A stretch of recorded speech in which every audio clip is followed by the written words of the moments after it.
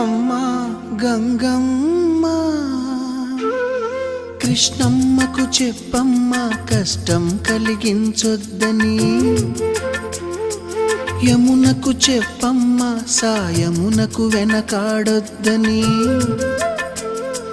గోదారికి కావేరికి ఏటికి సెలయేటికి కురిసేటి జడివానకి దూకే జలపాతానికి నీతో బుట్టులందరికీ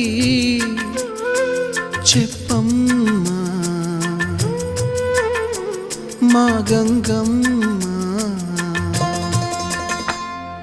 జీవనదివిగా ఒక మోక్షనిధివిగా పండ్లు పూలు పసుపుల పారాణి రాణిగా